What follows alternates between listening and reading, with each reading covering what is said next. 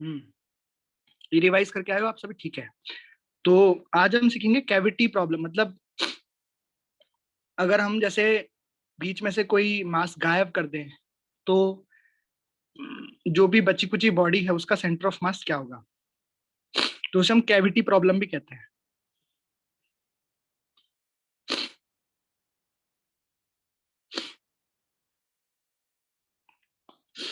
जैसे कैसे आते हैं इसके सवाल, देखो मैं करके दिखाता हूँ आपको। जैसे हम सभी जानते हैं कि ये मान लो ये पूरी डिस्क है, इसका ये डिस्क है एक, इसका सेंटर ऑफ मास कहाँ पे होगा, सेंटर में होगा, राइट, बिल्कुल बीचों बीच, ठीक है, क्योंकि ये पूरी की पूरी एक डिस्क है, अच्छी एकदम प्रॉपर डिस्क है। लेकिन मान लो इसमें डिस्क में से हम इसका कुछ पार्ट काट के अलग कर देते हैं। अच्छा, डिस्क की मास डेंसिटी अभी, चलो एक सेकंड पहले मैं बता दूं कि इसमें से काट के हमने एक पार्ट अलग कर दिया, जैसे इस तरीके से इतना पार्ट इसमें से काट के हमने अलग कर दिया। देखा, पूरी डिस्क थी पर हमने उसमें से पार्ट काट के अलग कर दिया। ये इसका सेंटर है बड़ी वाली डिस्क का, और उसी लाइन पे इस छोटी वाली डिस्क का भी सेंटर है। मतलब डिस्क का क्या मतलब, जितना पार्ट उसमें काट के अलग कर दिया, जो काट के अलग किया उसकी शेप भी कैसी है, सर्कल शेप है इस तरीके से। तो जो प्रॉपर डिस्क थी पहले, उसका रेडियस कितना था, आर था। ये क्वेश्चन अब आपसे पूछा कि बताओ ये पॉइंट सी से, ये सी है, सेंटर ऑफ मास की डिस्टेंस क्या होगी। तो आपने जैसा कि बताया कि जब ये पूरी डिस्क थी, इसमें से काट के कुछ भी पार्ट हमने अलग नहीं किया था, उस वक्त सेंटर में था सेंटर ऑफ मास, है ना। लेकिन अब हमने इसमें से इतना पार्ट इसमें से काट दिया, अब सेंटर ऑफ मास क्या सेंटर पे रहेगा क्या, बताओ। सेंटर ऑफ मास क्या सेंटर पे रहेगा क्या, नहीं रहेगा, क्योंकि अगर आप एक्सिस ऑफ सिमेट्री भी देखते हो तो देखो, मैं इस तरह से हॉरिजॉन्टल लाइन खींचता हूं तो आपको दिखेगा कि हाँ भाई जैसा ऊपर है सेम टू सेम वैसा ही है नीचे भी। तो मतलब जो सेंटर ऑफ मास है वो इस लाइन पे होगा। अब एक और एक्सेस ऑफ सिमेट्री ढूंढने की कोशिश करती हूँ, तो क्या वर्टिकल एक्सेस सिमेट्री में दिखाई दे रही है क्या, नहीं। इधर तो ऐसा मास है बीच में से गायब है, इधर अच्छे से डिस्क है, मतलब इधर यहाँ वर्टिकल सिमेट्री नहीं है। तो इसका मतलब सेंटर ऑफ मास अब सेंटर से कहीं पे शिफ्ट हो गया है। तो अगर मैं ऐसे ही पूछूं आपसे कि बताओ सेंटर ऑफ मास किधर शिफ्ट होगा, कहाँ होगा, तो आप बोलोगे सर देखो हॉरिजॉन्टल में तो सिमेट्री है, तो जो सेंटर ऑफ मास होगा इस हॉरिजॉन्टल लाइन पे ही होगा। लेकिन अब सेंटर ऑफ मास पहले से लेफ्ट तरफ शिफ्ट हो जाएगा। क्यों हो जाएगा, क्योंकि मैंने आपको बताया जिधर ज्यादा मास होता है उधर ही सेंटर ऑफ मास होता है, सेंटर ऑफ मास उस तरफ ही होता है। तो यहां से तो इतना मास हमने काट के अलग कर दिया, तो इधर ज्यादा मास है तो अब सेंटर ऑफ मास इधर शिफ्ट हो जाएगा। अब उसे कैलकुलेट करना है हमें, तो find distance of centre of mass from point सी।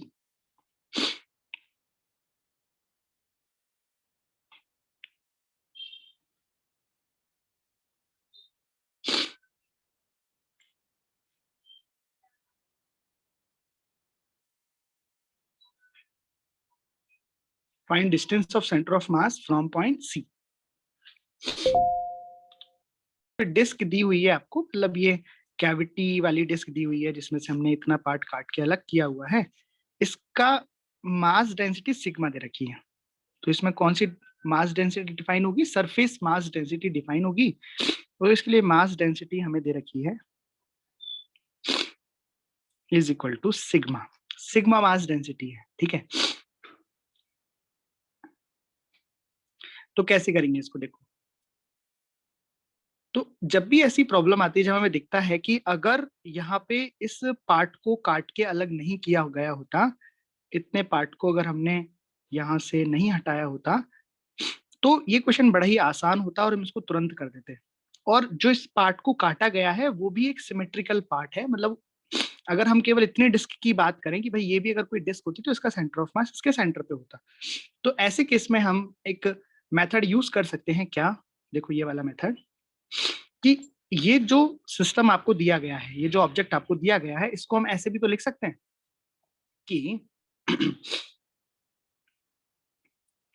एक ये बड़ी डिस्क थी जिसकी रेडियस r है और इस तरीके से, प्लस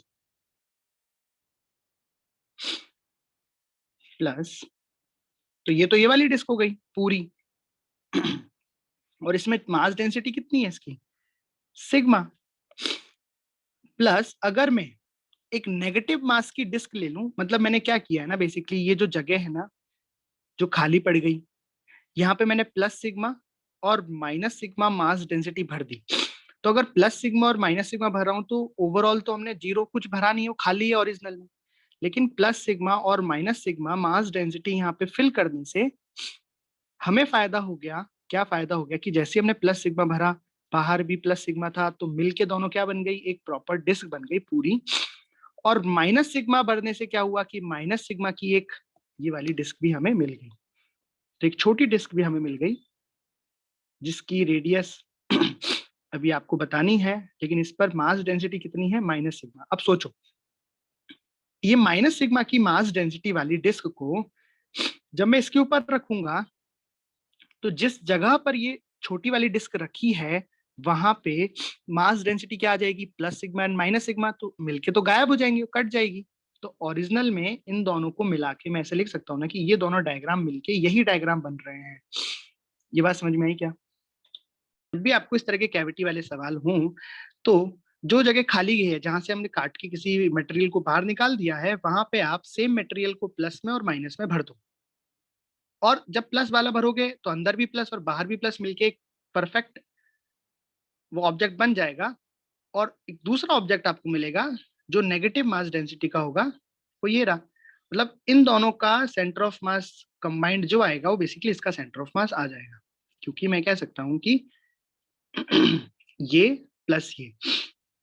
अच्छा, इसको दूसरे तरीके भी से समझ सकते हैं, कई लोग ऐसे भी समझ सकते हैं। देखो, किसी को अगर वो बात समझ में नहीं आ रही तो आप ऐसे कह सकते हो कि भाई हुआ क्या था असलियत में, ये ऑब्जेक्ट बना कैसे, ये जो ऑब्जेक्ट हमें क्वेश्चन में दिया है ये ऑब्जेक्ट बना कैसे। एक्चुअल में एक डिस्क होगी, उस डिस्क में से माइनस कर दिया एक छोटी डिस्क को।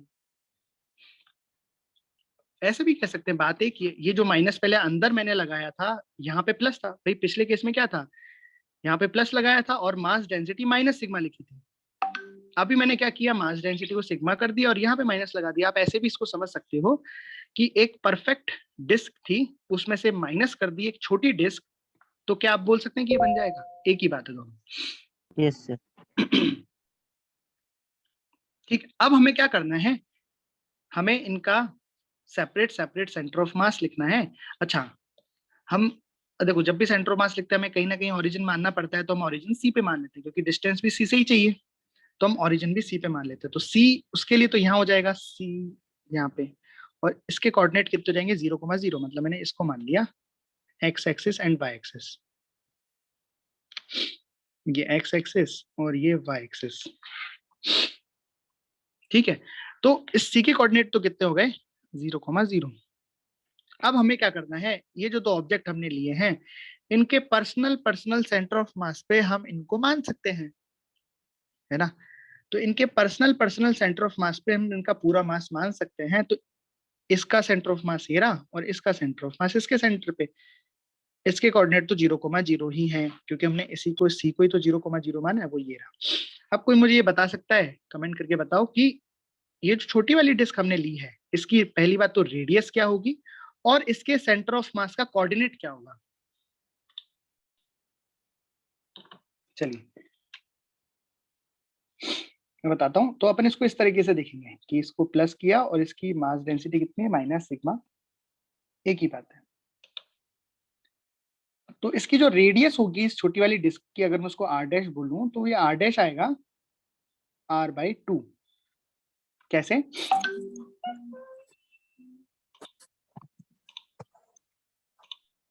तो यहां से हम देख पा रहे हैं कि ये टोटल ये जो छोटी डिस्क है इसका ये डायमीटर हो गया, ये डायमीटर की वैल्यू r है, तो रेडियस कितनी हो जाएगी, r/2। और अगर कोऑर्डिनेट की बात करें तो c को अगर हमने 0,0 माना है तो एक्स एक्सिस में आगे चल रहे हैं, तो इसकी हो जाएगा कोऑर्डिनेट r/2 0, r/2, 0 इस तरीके से। अब हमें क्या लिखना है, अच्छा एक बार इनके मासेस भी हम लिख लेते हैं, क्योंकि हम जब फॉर्मूला लगाएंगे m1x1 प्लस m2x2 वहां पे मासेस तो लिखने ही पड़ेंगे। तो इसका मास हम मान लेते हैं इस वाली डिस्क का m1 और इस वाली डिस्क का मास मैं बोल देता हूँ m2। तो m1 कितना हो जाएगा, देखो भाई इसकी मास डेंसिटी है सिग्मा, सिग्मा इंटू एरिया, तो सिग्मा इंटू एरिया इसका कितना हो जाएगा, पाई आर स्क्वायर, क्योंकि इसकी रेडियस है आर, एरिया हो जाएगा पाई आर स्क्वायर। और इसका मैं मास लिखूंगा तो ये हो जाएगा माइनस सिग्मा पाई, इसकी रेडियस है r/2, तो r/2 का स्क्वायर, ये इसका मास आ गया। ठीक है, अब जैसा कि मैंने आपको कल सिखाया था कि अगर दो कोई बड़े ऑब्जेक्ट और उनके सेंटर ऑफ उसका कंबाइंड का सेंटर ऑफ मास आपको निकालना हो तो आप क्या कर सकते हो, जो जो बड़े बड़े ऑब्जेक्ट है उनका मास आप उनके सेंटर ऑफ मास पे मान सकते हो, फिर वो ऐसे पॉइंट मास बन जाएंगे और फिर आप आराम से निकाल लो। वैसा ही हम यहाँ पे करने वाले हैं। तो इस बड़ी डिस्क का सेंटर ऑफ मास इसके सेंटर पे आ जाएगा, इसके सेंटर के कोऑर्डिनेट हमने निकाल ही लिए 0,0 और इसका मास कितना है m1 और यहाँ से कुछ दूरी पर मास है m2 और उसके कोऑर्डिनेट है r/2, 0। अब आपको क्या करना है, अच्छा ये पॉइंट CB है। अब आपको फॉर्मूला लगाना है x centre of mass and y centre of mass का, x COM बराबर m1x1 प्लस m2x2, तो मैं डायरेक्ट रख रहा हूँ m1 इंटू x1 कितना हो जाएगा 0 प्लस m2 इंटू x2 कितना हो जाएगा r/2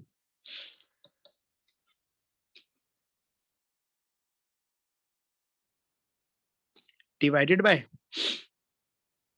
दोनों मासेस m1 प्लस m2, तो यहाँ पे आप रख दोगे m1 प्लस m2। ठीक, अब वैल्यू डालनी है आपको, तो आप यहाँ लिखोगे x COM बराबर m1 इंटू 0 हो जाएगा 0, ये C जो है वो इस पॉइंट का नाम है C। ठीक, m1 इंटू 0 हो जाएगा 0 और ये हो जाएगा m2 इंटू r/2, तो m2 की वैल्यू कितनी है माइनस सिग्मा पाई r/2 का होल स्क्वायर, यानी कि हो जाएगा r²/4 into r/2 divided by m1 plus m2, m है sigma pi r² minus m2 negative में ना, तो हो जाएगा सिग्मा पाई r²/4। इसको सॉल्व करेंगे तो हमें x सेंटर ऑफ मास मिल जाएगा। इस तरह से आप यहाँ पे माइनस सिग्मा मानेंगे तो अच्छा रहेगा, क्योंकि m2 ऑटोमेटिक नेगेटिव रह जाएगा। अगर आप यहाँ पे माइनस करते हो बाई चांस, आप बोलते नहीं सर हमको तो वो ज्यादा अच्छा लगा कि ये मास था उसमें से माइनस कर दिया इतना मास, तो फिर माइनस कर दिया तो फिर आपको यहाँ पे देखो ऑटोमेटिक यहाँ पे क्या लगाना पड़ेगा माइनस, और यहाँ पे भी क्या लगाना पड़ेगा माइनस, तो बात वही बनेगी सेम। ठीक, तो आप इसको सॉल्व करोगे, सिग्मा से सिग्मा सभी जगह से कट जाएगा, इसको सॉल्व करने पे आ रहा है -r/6। तो बेसिकली जो सेंटर ऑफ मास के कोऑर्डिनेट x कोऑर्डिनेट आ गया -r/6 और y COM कितना आ गया 0, तो सेंटर ऑफ मास के कोऑर्डिनेट आ गए -r/6, 0। तो सेंटर ऑफ मास किधर आ गया, सेंटर ऑफ मास का यहाँ पे हम दिखाऊं मैं डायग्राम में, तो ये हमारी x एक्सिस थी, तो सेंटर ऑफ मास कुछ यहाँ पे है और कोऑर्डिनेट आपको दे रखे हैं, तो डिस्टेंस कितनी हो गई यहाँ पे r/6। ठीक, आगे समझ में कैसे करना है आपको। जब कैविटी हो, कैविटी का मतलब क्या है कि अच्छा खासा ऑब्जेक्ट था जिसका सेंटर मास हमें पता था, एक सिमेट्रिकल ऑब्जेक्ट था, लेकिन बीच में से कुछ उसमें गायब कर दिया हमने मास। सो ये क्वेश्चन है आपके सामने, एक सॉलिड स्फीयर है, सॉलिड स्फीयर में से हमने इस तरह से कैविटी बनाई है, तो कैविटी भी एक स्फीयर ही होगी जिसकी रेडियस r/4 है। ये जो कैविटी है वो भी स्फेरिकल कैविटी है ना। सॉलिड स्फीयर का मास डेंसिटी रो है, डिस्टेंस ऑफ सेंटर ऑफ मास बताना है from point C, spherical cavity है ये।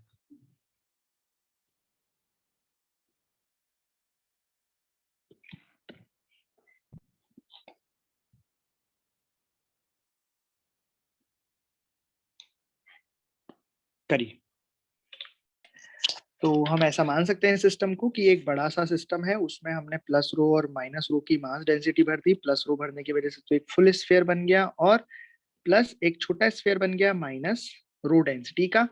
अब सबसे पहले हमें क्या माननी पड़ेगी, एक्सिस माननी पड़ेगी सेंटर ऑफ मास निकालने के लिए। एक्स एक्स 0,0 एक रेफरेंस पॉइंट मानना अच्छा रहता है, क्योंकि हमें पहले पता होना चाहिए हम किस मेथड से इसको करने वाले हैं। तो मेथड हमारे सामने क्लियर है कि हम इनके सेंटर ऑफ मास इनके सेंटर पर मानकर मासेस को वहां पे मानकर m1 x1 लगाने वाले। तो m1 x1 अगर फॉर्मूला आपको लगाना है, आपको पता है, तो आपको कहीं ना कहीं एक्सेस तो माननी ही पड़ेगी। तो हमने c को एक्सेस मान लिया और डिस्टेंस भी हमें c से ही निकालनी है। तो ये 0,0 हो गया। अब दूसरा काम क्या है, कोऑर्डिनेट लिख लो दोनों के, कि भाई इसके सेंटर के कोऑर्डिनेट कितने आएंगे और उसके कितने। इसके सेंटर के कोऑर्डिनेट तो हो गए 0,0, और जो दूसरा गोला बना माइनस रो डेंसिटी का, इसका कोऑर्डिनेट कितना आ गया, देखो ये y एक्सिस पे है, तो 0, ये y कितना हो गया, डिस्टेंस रखिए r/2, तो 0,r/2। तो इसके कोऑर्डिनेट आ गए 0,r/2।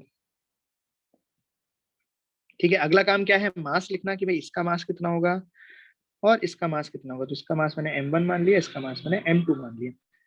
ये हो जाएगा रो इंटू वॉल्यूम, तो ये हो जाएगा रो इंटू वॉल्यूम कितना हो जाएगा, 4/3 पाई आर क्यूब, 4/3 पाई, रेडियस कितनी इसकी r, पाई आर क्यूब, इस तरीके से। और m2 हो जाएगा minus rho into 4/3 pi R cube, और यहाँ पे r कितना है, r/4 का क्यूब। इस तरीके से m1 m2 आ गए। अब हमें क्या करना है, कोऑर्डिनेट लिखने और m1 x1 वाला फॉर्मूला लगाना है। तो या तो अब थोड़े हैबिचुअल हो जाओ, एक्सपर्ट हो जाओ, तो आप डायरेक्टली अब फॉर्मूला लगा दो, या फिर अभी नए हो तो आप क्या कर सकते हो कि आप कर लो कि क्या कर रहे हैं हम, कि ये जो बड़ा वाला स्फीयर है इसका सेंटर ऑफ मास आ जाएगा 0,0 पे। मतलब हम इस 0,0 पर पूरा का पूरा m1 मास अज्यूम कर सकते हैं, और सॉरी दूसरा वाला ऊपर है ना, तो ऊपर बना लो, एज इट इज डायग्राम बना लो। वैसे कुछ से कोई फर्क पड़ने वाला नहीं है, अगर आपके दिमाग में डायग्राम बन रहा है तो कोई दिक्कत नहीं है, लेकिन फिर भी गलती ना हो इसके लिए हम एग्जैक्ट वैसा ही करेंगे जैसा हमको करना है। तो ऊपर जाएंगे तो उसका सेंटर ऑफ मास पर उसका सारा का सारा मास मान लोगे, तो उसका सेंटर ऑफ मास का कोऑर्डिनेट है 0,r/2, और यहाँ पे आप सारा का सारा मास m2 मान सकते हो। अब अगर बताओ कि सेंटर ऑफ मास किस एक्सिस पे आने वाला है, तो देखो अगर मैं हॉरिजॉन्टल एक्सिस खींचता हूँ, एक्सिस ऑफ सिमेट्री, तो यहाँ पे तो सिमेट्री है ही नहीं, ऊपर अलग नीचे अलग। लेकिन अगर मैं वर्टिकल खींचता हूँ तो जैसा इधर दिख रहा है वैसा ही इधर दिख रहा है। तो मतलब जो सेंटर ऑफ मास आने वाला है वो इस y एक्सिस पर ही आने वाला है। इसका मतलब मैं कह सकता हूँ कि x सेंटर ऑफ मास तो 0 आएगा।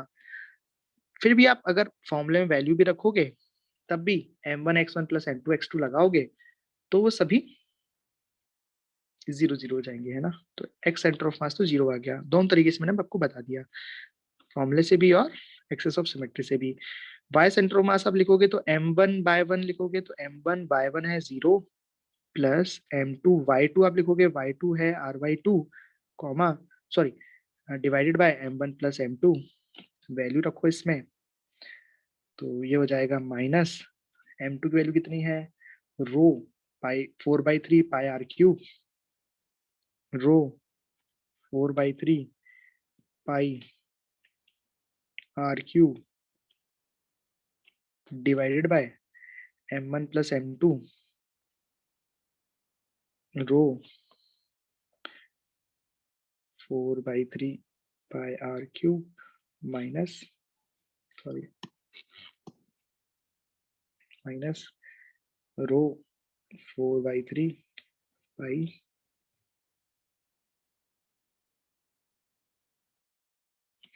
अच्छा, यहाँ पे r/2 से मल्टीप्लाई करना भूल गए ना, m2 की वैल्यू रख दी हमने, और इंटू r/2, इस तरीके से। अब इसको सॉल्व करोगे तो आपका करेक्ट आंसर आएगा। सॉल्व करो इसको और बताओ। और इसमें अगर किसी को कोई दिक्कत है कि सर ये चीज कैसे लिखी, तो वो पूछ लो, मैं बता दूंगा आपको। तो आप इसको सॉल्व करते हो तो ये आता है -r डिवाइडेड बाय 126। एक बार सॉल्व करके देखो, कोई दिक्कत हो तो पूछो। तो कोऑर्डिनेट कितने आ गए सेंटर ऑफ मास के, -r, मतलब ये है हमारा diagram.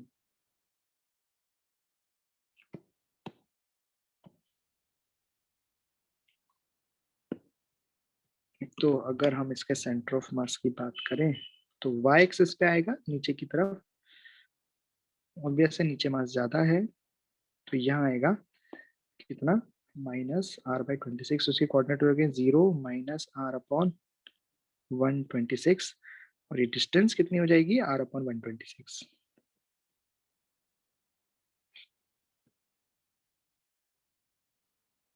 This is the answer, इस तरीके से। चलो, आया सभी को समझ? मोशन ऑफ सेंटर ऑफ मास मतलब, जैसे अब हम आपको सिखाएंगे कि देखो जैसे दो ऑब्जेक्ट थे, ये मास m1 है, ये मास m2 है, इन दोनों का सेंटर ऑफ मास कहाँ आएगा वो तो हमने सिखा दिया कि इन दोनों का सेंटर मास इन दोनों की लाइन पे कहीं आ जाएगा। लेकिन आप पढ़ेंगे मोशन ऑफ सेंटर ऑफ मास, जैसे मान लो ये m1 है, ये m2 है, ये इधर कहीं v1 वेलोसिटी से जा रहा है, ये इधर कहीं v2 वेलोसिटी से जा रहा है, तो बताओ इनका जो सेंटर ऑफ मास है उसकी वेलोसिटी क्या होगी, कहाँ होगी, किधर होगी, इस तरीके से। तो सेंटर ऑफ मास की वेलोसिटी क्या होगी, अगर पार्टिकल्स की वेलोसिटी आपको पता है तो सेंटर ऑफ मास की वेलोसिटी क्या होगी, उसका एक्सेलरेशन क्या होगा, ये सब हम निकालना सीखेंगे। ठीक, तो जैसा कि हम जानते हैं कि आर सेंटर ऑफ मास बराबर, मतलब position vector of centre of mass बराबर, जो पहले दिन मैंने आपको फॉर्मूला पढ़ाया था वो क्या आया था, m1r1 centre of mass plus m2r2 centre of मास, इस तरीके से divided by m1 plus m2। याद है फॉर्मूला? तो हमने क्या पढ़ा था, यहाँ पे r सेंटर ऑफ मास का मतलब है कि पोजीशन वेक्टर, जहां पे भी आपने 0,0 माना है वहां से सेंटर ऑफ मास का वेक्टर। ठीक है, r1 का मतलब क्या है कि जो जहां पे भी मास 1 रखा है सेंटर ओरिजिन से उस मास m1 का पोजीशन वेक्टर। भाई r1 का मतलब क्या है, basically coordinate, x i cap, y j cap, z k cap, है ना। हमने इसको अलग अलग भी तो पढ़ा है, एक्स वाई जेड में जो फॉर्मूले हम अब तक लगाते आए हैं, X C O M, Y C O M, Z C O M बराबर लिखते तो है m1 x1 plus m2 x2 plus m3 x3। उसी को अगर वेक्टर फॉर्म में मैं लिखना चाहूँ तो मैं ऐसे लिख सकता हूँ, ये वेक्टर फॉर्म वाला हो गया। अब इसको मैंने अगर टाइम के साथ डिफरेंशिएट कर दिया dt, तो ये बन जाएगा velocity of centre of mass. ये भाई पोजीशन क्या है, position of centre of mass है, position of centre of mass को टाइम के साथ डिफरेंशिएट कर दिया, इसका मतलब क्या हो गया, the change in position of centre of mass with respect to time. ये क्या बन जाएगा, velocity of centre of mass, right. तो मैंने पूरी इक्वेशन को दोनों साइड टाइम से डिफरेंशिएट कर दिया, तो ये बन जाएगा V C O M vector बराबर m1।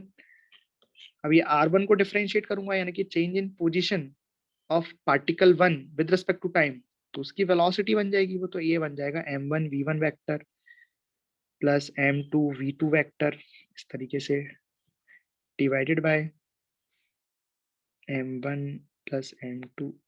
समझ में आई बात? तो जिस तरीके से हम सेंटर ऑफ मास की पोजीशन निकालते थे m1 x1 plus m2 x2 plus इस तरह से, वैसे ही हम अब वेलोसिटी निकालेंगे m1 v1 plus m2 v2 plus m3 v3। तो यहाँ ध्यान रखना v1 यहाँ पे वेक्टर है ना। इसका मतलब अगर आप x में लगाओगे तो x का कंपोनेंट मिलेगा सेंटर ऑफ मास की वेलोसिटी का, अगर यहाँ पे आप y वेलोसिटीज डालोगे पार्टिकल्स की तो यहाँ सेंटर ऑफ मास की y वेलोसिटी मिलेगी, y कंपोनेंट मिलेगा वेलोसिटी का, और अगर z कंपोनेंट डालोगे अलग अलग पार्टिकल की वेलोसिटी का, तो आपको यहाँ वेलोसिटी जो मिलेगी सेंटर ऑफ मास की वो भी उसका z कंपोनेंट मिलेगा। ठीक है, जैसे वहां पे z सेंटर ऑफ मास मिलता था सेम वैसा। और साथ ही में जब हमने इसको डिफरेंशिएट करके वेलोसिटी निकाली ली है, तो बताओ अगर मैं एक बार और डिफरेंशिएट कर दूंगा इसको, यानी कि वेलोसिटी को डिफरेंशिएट कर दूंगा, तो क्या मिल जाएगा, acceleration of the centre of मास। तो अगर आपको एक्सेलरेशन निकालना हो सेंटर ऑफ मास का, तो उसका फॉर्मूला क्या हो जाएगा, m1 a1 vector plus m2 a2 vector, इस तरीके से। यहाँ a1 a2 क्या है, अलग अलग पार्टिकल्स के सेंटर ऑफ मास, सॉरी अलग अलग पार्टिकल के एक्सेलरेशंस हैं। ठीक, समझ में आ गया, फॉर्मूले समझ में आ गए? Yes.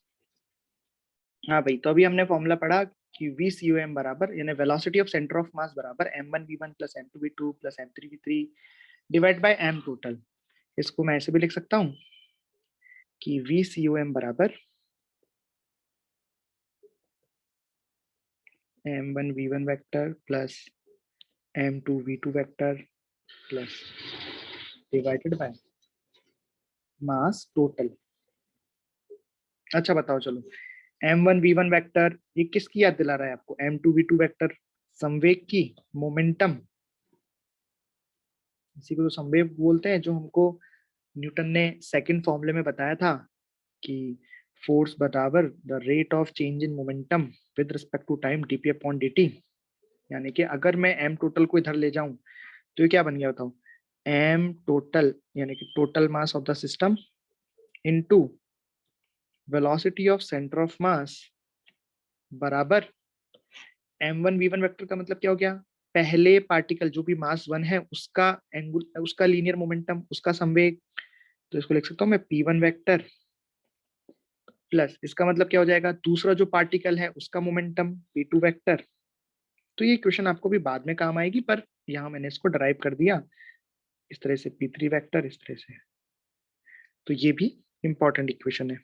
इसमें हमें क्या मिला कि अगर हमें बहुत सारे पार्टिकल अगर किसी सिस्टम में, उन सभी का टोटल मोमेंटम फाइंड करना है, टोटल लीनियर मोमेंटम फाइंड करना है, तो हम क्या कर सकते हैं? उन सभी का total mass into velocity of centre of मास। तो ये क्या आ जाएगा? Total linear momentum of the system.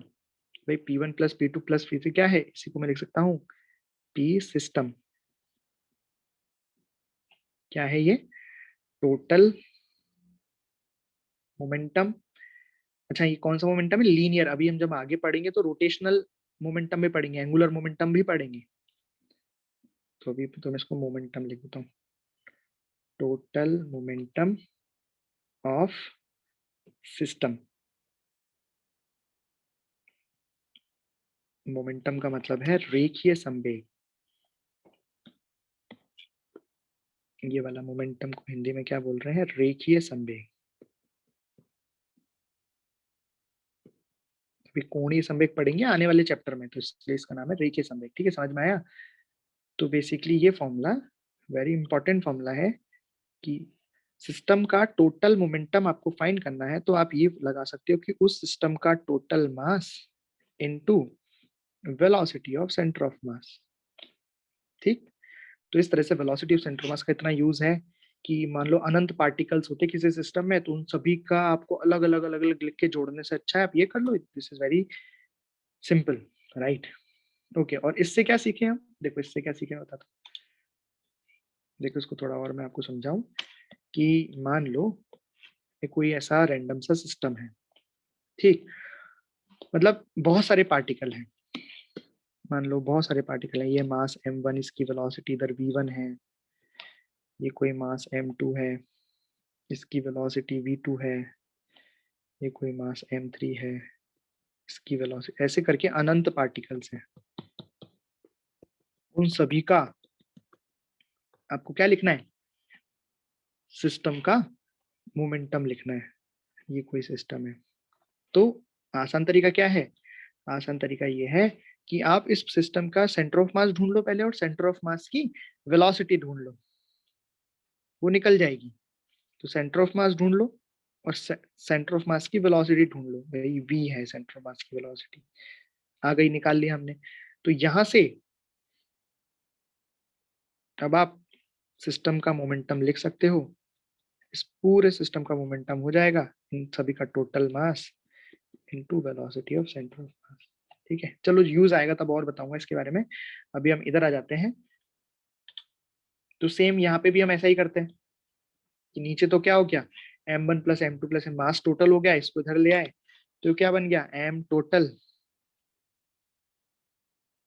Into a centre of mass. ये क्या बन गया?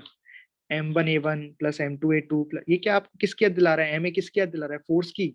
मतलब पहले पार्टिकल पर लगने वाला फोर्स f1 वेक्टर प्लस दूसरे पार्टिकल पर लगने वाला फोर्स f2 वेक्टर, इस तरीके से। तो f1 vector plus f2 vector plus f3 vector को मैं क्या लिख सकता हूँ कि net force on the system. क्या लिख सकते हैं? F net, F net. तो यहीं से तो आ गया एफ नेट बराबर m total into a centre of मास।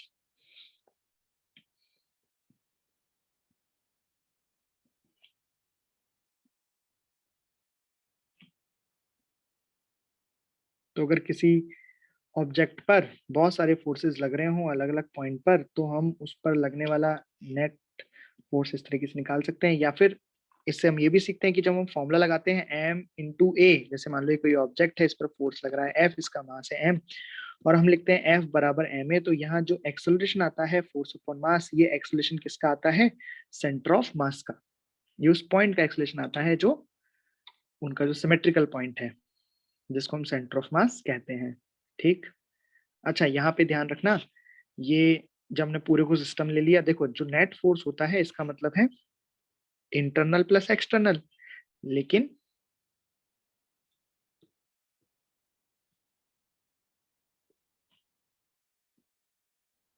अगर हम कभी नेट टर्म यूज करते हैं तो एक्सटर्नल प्लस इंटरनल, लेकिन जब हमने पूरे को सिस्टम मान लिया, जैसे कोई सिस्टम था उसमें बहुत सारे पार्टिकल्स, पूरे को सिस्टम मान लिया, तो इंटरनल फोर्सेस का समेशन तो कितना हो जाता है? 0 हो जाता है। हमने देखते आए एनएलएम से कि इंटरनल फोर्सेस तो कट जाते हैं, तो ये एफ नेट में बेसिकली एफ एक्सटर्नल नेट पड़ता है, और यही करते आए हम क्या सीखे कि जो एफ नेट रहता है, नेट का मतलब एक्सटर्नल फोर्सेस की हम बात कर रहे हैं, एफ नेट बराबर M total A centre of mass रहता है। मतलब अगर किसी सिस्टम पर नेट फोर्स 0 हो जाए, एक्सटर्नल वाले, इंटरनल तो सारे मिलके कट पिट के 0 हो जाते हैं, अगर एक्सटर्नल फोर्स 0 हो जाए तो उस केस में acceleration of the centre of mass क्या हो जाएगा? 0। और अगर acceleration of the centre of मास हो गया 0, इसका मतलब velocity of centre of mass क्या हो जाएगी? कांस्टेंट। अगर acceleration of the centre of mass 0 हो जाता है तो वेलोसिटी ऑफ सेंटर ऑफ मास कितनी हो जाएगी? ये बात समझ में आई आपको कि if external on the system, F external on the system is 0, कि अगर सिस्टम पर F external on the system is 0, अगर किसी सिस्टम पर लगने वाला एक्सटर्नल फोर्स 0 हो जाएगा तो एक्सेलरेशन ऑफ द सीओएम 0 हो जाएगा, ACOM 0 हो जाएगा। और अगर किसी का एक्सेलरेशन 0 हो जाता है किसी पॉइंट का, तो यहाँ पे सेंटर ऑफ मास की बात हो रही है, तो अगर उसका एक्सेलरेशन 0 हो जाएगा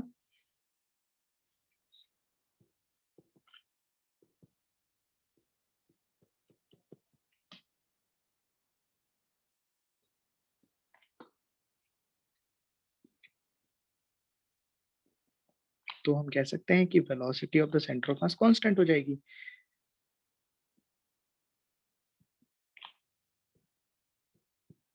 ठीक है। और इस इक्वेशन से मैं क्या कह सकता हूँ, अगर velocity of centre of mass constant हो जाएगी और मास तो टोटल तो कांस्टेंट ही रहेगा, तो क्या उस सिस्टम का लीनियर मोमेंटम भी कांस्टेंट हो जाएगा? Linear momentum of the system remains conserve और कांस्टेंट, राइट। तो ये पूरी बात आपको समझ में आनी चाहिए कि क्या, अगर एफ एक्सटर्नल 0 हो जाएगा तो एक्सेलरेशन भी 0 हो जाएगा, तो velocity of the centre of mass क्या हो जाएगी? कांस्टेंट। तो मैं एक लाइन ये लिख सकता हूँ कि linear momentum of the system remains constant और कंजर्व भी बोलते थे, दोनों एक ही बात है कि सेंटर ऑफ जो सिस्टम है उसका जो रेखीय संवेग होगा वो कांस्टेंट रहेगा या कंजर्व रहेगा। ठीक है। कहाँ से आया? देखो यहाँ से आया। अगर ये चीज कांस्टेंट हो गई, मास तो कांस्टेंट होता ही है, तो पी सिस्टम क्या हो जाएगा? कांस्टेंट हो जाएगा, राइट। ये बात समझ में आ गई सभी को? देखो नेक्स्ट पॉइंट है कि अगर ये दोनों होने चाहिए, वेलोसिटी ऑफ सेंटर ऑफ मास भी 0 होना चाहिए और acceleration of the centre of मास भी 0 होना चाहिए। अब acceleration of centre of mass 0 होने का क्या मतलब है? देखो क्या लिखा है मैंने कि velocity of centre of mass 0 हो। अच्छा देखो, एफ नेट 0 हो, एफ नेट एक्सटर्नल 0 हो, तो उससे क्या हो जाएगा ऑटोमेटिक कि जो acceleration of the centre of mass है वो 0 हो जाएगा। तो एक्सेलरेशन ऑफ सेंटर ऑफ मास तो 0 हो ही साथ में, तो इससे हम चीज निकाल पाएंगे क्या कि velocity of centre of mass will be constant. Velocity of centre of mass constant होगी, वो एक नियत वेलोसिटी से हमेशा चलता रहेगा चलता रहेगा चलता रहेगा चलता रहेगा। लेकिन अगर साथ में मैं कह रहा हूं कि अगर उसकी वेलोसिटी ऑफ सेंटर ऑफ मास भी 0 हो जाए, और अच्छे से इनिशियल वेलोसिटी, चलो वेलोसिटी ऑफ सेंटर ऑफ मास भी साथ में क्या हो गई? 0।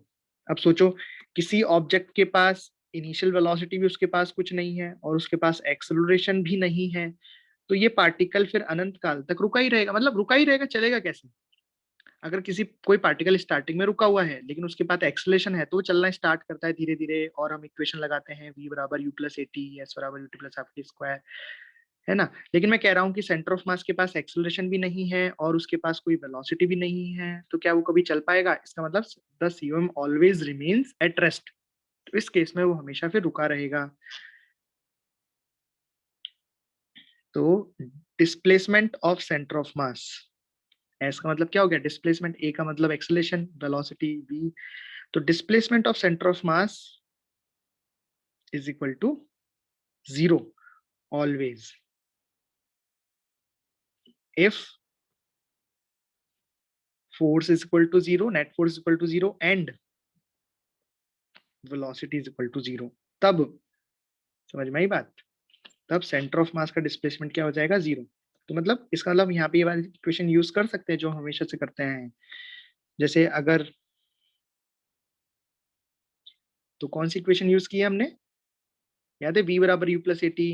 तो यहाँ पे भी यूज होंगी वो, v बराबर u plus eighty centre of मास के लिए। जैसे आपको सेंटर ऑफ मास का निकालना हो कि अगर सेंटर ऑफ मास की इनिशियल वेलोसिटी ucom है और उसका एक्सेलरेशन a है, तो बताओ t टाइम के बाद उसके पास क्या वेलोसिटी आ जाएगी?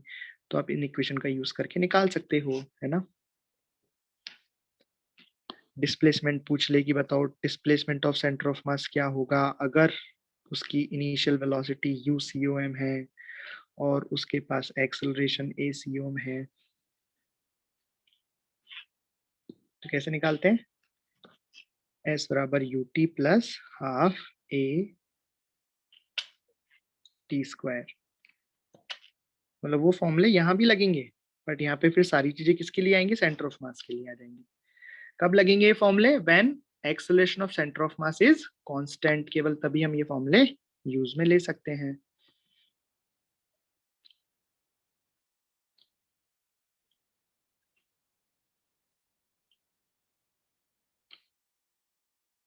तो ये फॉर्मूले हम कब यूज में ले सकते हैं? जब, ये मैंने आपको एक्स्ट्रा में बता दिया उन पॉइंट से। कब ले सकते हैं? When ACOM is equal to constant, या मैं ऐसे कह सकता हूं कि फोर्स इज कांस्टेंट, है ना। तो ये अपन ने एक्स्ट्रा में ऐसे देख लिया, पर काम की बात इतनी थी, ये बात अलग है। तो मैं यहाँ पे, ये अलग पॉइंट हो गया, ठीक। कि अगर velocity of centre of mass 0 हो जाए, एक्सेलरेशन सेंटर ऑफ मास 0 हो जाए, तो उस केस में तो हम कह सकते हैं कि displacement of centre of mass क्या होगा? 0 होगा। भाई इस फॉर्मूले से आ गया ना। यहाँ पे आपको UCOM भी 0 डालना है, ACOM भी 0 डालना है, तो डिस्प्लेसमेंट सेंटर ऑफ मास क्या रहेगा? 0। इस कॉन्सेप्ट का यूज करेंगे हम आगे, इसलिए बता रहे हैं। सो इंटरनल फोर्सेस किसी सिस्टम पर कितने भी लग जाए, इंटरनल फोर्सेस, है ना, लेकिन तो क्या लिख रखा है कि इंटरनल फोर्सेस कभी भी वेलोसिटी ऑफ सेंटर ऑफ मास, इस बात को ध्यान रख लेना, वेलोसिटी ऑफ सेंटर ऑफ मास की बात हो रही है। सेंटर ऑफ मास की वेलोसिटी को इफेक्ट नहीं कर सकते, चेंज नहीं कर सकते, लेकिन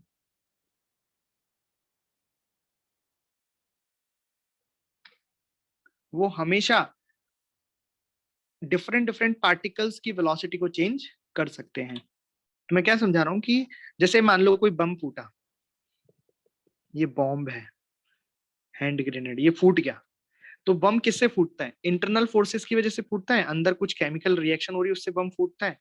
तो बम के कितने सारे टुकड़े हो जाते हैं और सब टुकड़ा इधर उधर कहीं दूर दूर चले जाते हैं, ठीक है। तो यहाँ पे कौन सा फोर्स था जिसकी वजह से बम फूटा? इंटरनल फोर्स था, बिल्कुल। तो इंटरनल फोर्स किसकी वजह से? देखो, हर पार्टिकल के पास वेलोसिटी आ गई, कहीं कहीं चले गए, लेकिन जो सेंटर ऑफ मास था वो उसी जगह पर रहेगा। अगर पहले से बम रुका हुआ था, मैं क्या बोल रहा हूँ, देखो, अगर बम पहले रुका हुआ है, यानी कि velocity of centre of mass क्या है? 0। कोई भी एक्सटर्नल फोर्स नहीं लग रहा है, तो एक्सेलरेशन ऑफ सेंटर ऑफ मास भी क्या है? 0। अब बम फूट गया तो पार्टिकल इधर उधर कहीं कहीं चले गए, लेकिन सेंटर ऑफ मास वहीं की वहीं है। सेंटर ऑफ मास को कोई हिला नहीं सकता, कोई मतलब इंटरनल फोर्सेस उसको छेड़छाड़ नहीं कर सकते। केवल और केवल एक्सटर्नल फोर्स लगेगा तभी सेंटर ऑफ मास हिलेगा। बात समझ में आई कि बम फूट गया, हर पार्टिकल दूर दूर चले गए, लेकिन उसका सेंटर ऑफ मास उसी जगह पे है अगर वो पहले से रुका हुआ है तो। ठीक, ये यस पॉइंट है। सर। तो इस पॉइंट का मतलब ये है कि if velocity to center mass 0, acceleration centre mass 0, then centre mass always remains at rest, जब तक कि कोई एक्सटर्नल फोर्स ना लगे। मतलब कुल मिला के कोई acceleration of the centre of mass नहीं आए। चलिए, तो ये क्वेश्चन है आपके सामने, if the man walks to the other end of the plank then find displacement of centre of mass. Centre of mass का डिस्प्लेसमेंट बताना है मैन प्लस प्लैंक सिस्टम। ये आदमी और प्लैंक को एक सिस्टम मानकर डिस्प्लेसमेंट कितना हुआ सेंटर ऑफ मास का। फिर आपको बताना है displacement of man with respect to ground. जब आदमी यहां से यहां चला तो ग्राउंड के रिस्पेक्ट में आदमी कितना चला, और displacement of plank with respect to ground, मतलब आदमी जब यहां से यहां चला तो प्लैंक ओवरऑल कितना चला। और फर्स्ट क्वेश्चन क्या है कि जब आदमी यहां से यहां चला तो सेंटर ऑफ मास कितना चला।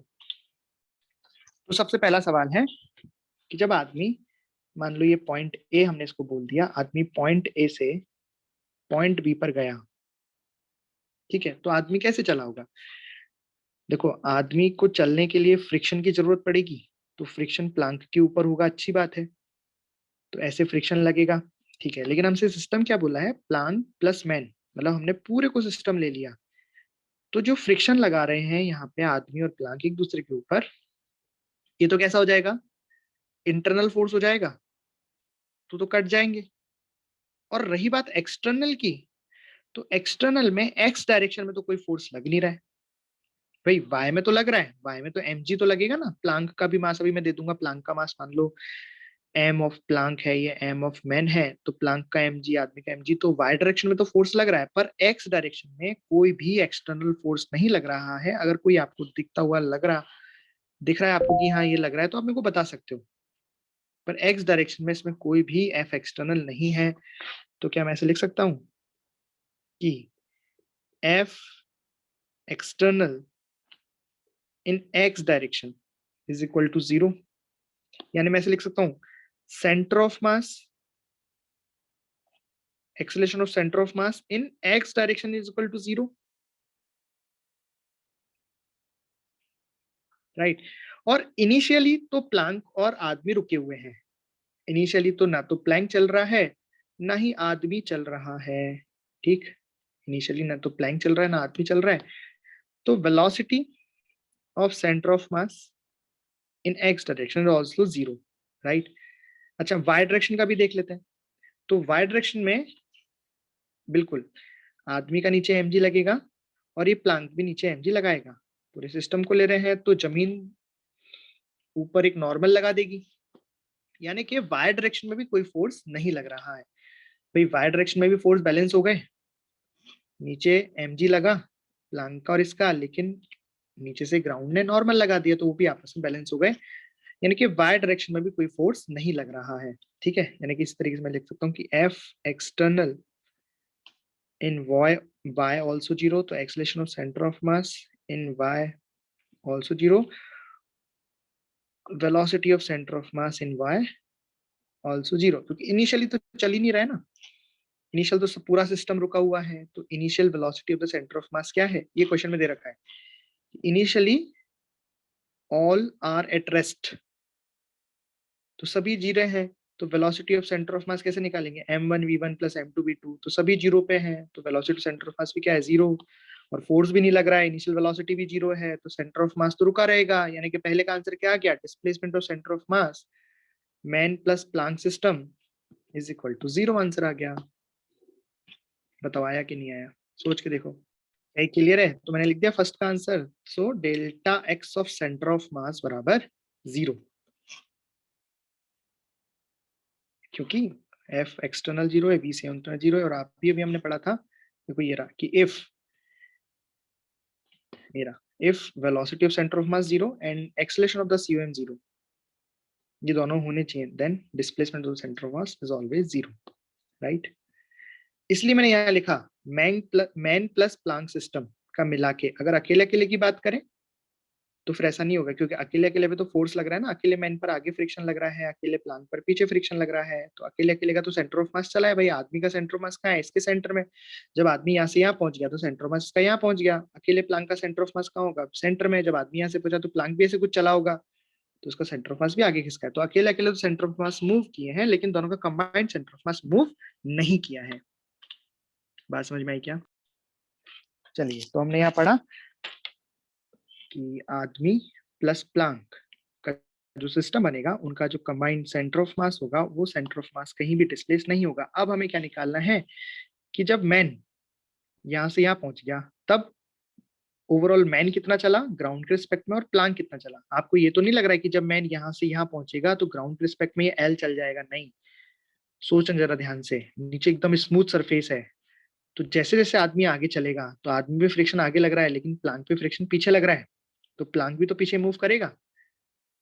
और आप ऐसे भी सोच सकते हो कि सेंटर ऑफ मास तो मूव नहीं किया है, लेकिन दोनों मासेस मूव किए हैं।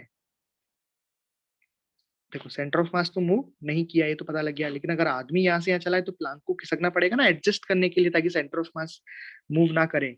इसका भी हमने क्वेश्चन किया था, याद है आपको? हमने क्वेश्चन किया था कि m1 shifted x but center of mass does not shift, then find shifting in the mass 2। देखो, याद है ये वाला क्वेश्चन? तो इस कॉन्सेप्ट का यूज अब हमारे अच्छे से काम में आएगा। देखो, यहाँ पे मैंने बताया था कि m1 मान लो x शिफ्ट किया, but centre of mass remains at a same point, तो बताओ m2 किधर शिफ्ट किया? तो हमने एक फॉर्मूला लगाया था ये वाला, ये देखो मैंने अंडरलाइन भी किया, इसको हाईलाइट भी किया है कि mt delta x centre of mass बराबर m1 delta x1 plus m2 delta x2। यहाँ पे delta x centre of mass का मतलब है displacement in centre of mass, delta x1 का मतलब है पहले पार्टिकल का डिस्प्लेसमेंट, डेल्टा x2 का मतलब है दूसरे पार्टिकल का। समझ में आई बात?